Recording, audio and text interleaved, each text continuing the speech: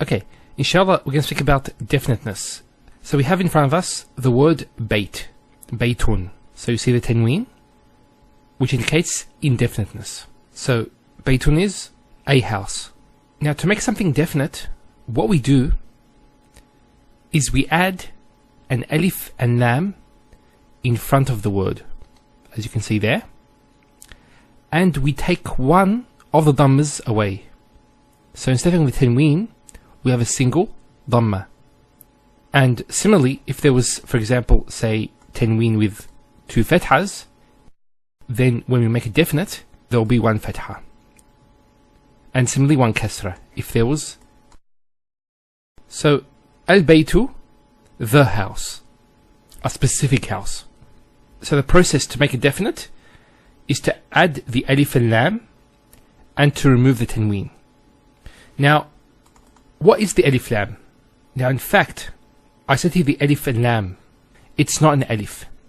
This is actually a hamzatul wasl. So we give it the sign of hamzatul wasl. And the lam has a sukoon on it. Now knowing that this is a hamzatul wasl, we know that with hamzatul wasl, if it starts off a sentence, it's pronounced. So al-baytu. But if there's something before it, let's say a waw, what happens? It's wal-baytu. So this is not pronounced because it's in the middle of a sentence. Now, for example, in the Quran, we have this in Surah Al-Quraysh, and it says فَلْيَعْبُدُوا رَبَّ هَذَا, and here is al-bayt. Now there's a kasra there, and there's the al, so it's definite. And here al-bayt refers to Baytullah, the house of Allah, the Kaaba. Now here we have the word هذا, so هذا and al-bayt. So how do we pronounce it? It's هذا البيت. So it's not هذا البيت. You don't pronounce this hamzat al-wasl here. So you go from this alif to this lam. هذا البيت. If it started the sentence, it would be al-bayt.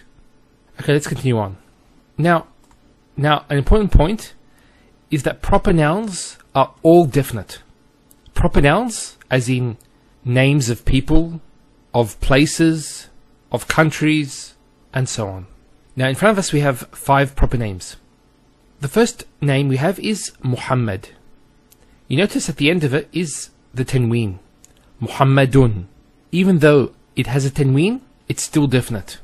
And that's the same with, for example, Zayd. It's Zaydun. Tanween as well. They're both masculine names.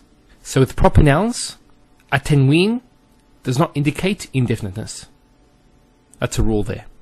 Then we have the name Zainabu. Notice here, there's only one dhamma. There's no tanween. Now the question is, why doesn't it have tanween? That's because feminine names actually don't take a tanween. They only have one dhamma. And similarly with the name Mecca, the holy city of Mecca, it's actually a feminine name, and it only takes one dhamma. Now the point is with feminine proper nouns, so it should be feminine proper nouns, they don't accept tanween, with rare exceptions. So there are exceptions to these rules, and we're just learning the basic rule. And all the exceptions will be taught later on as you progress in your studies, inshallah. And finally we have al-Iraq. Notice a few things. There's the al here, and there's the dhamma. Now there are a few things to note about this. So al-Iraq is the country, Iraq, and that's how it's written in Arabic, al-Iraq. This al, alif lam, is not a lam of definiteness, because as we said, proper nouns are always definite. So it's not definite by the fact that it has this al.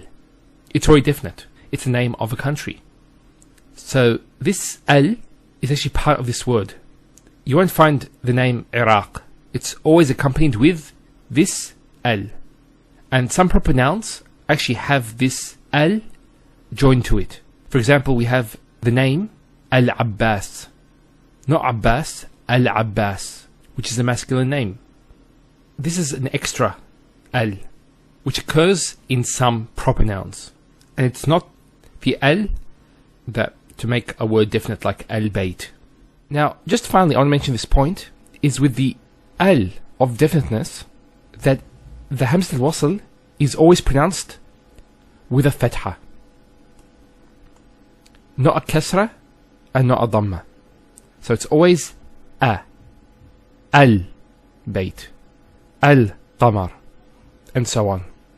It's never ul, it's never il. It's always al. أنا كبس لسن والحمد لله رب العالمين.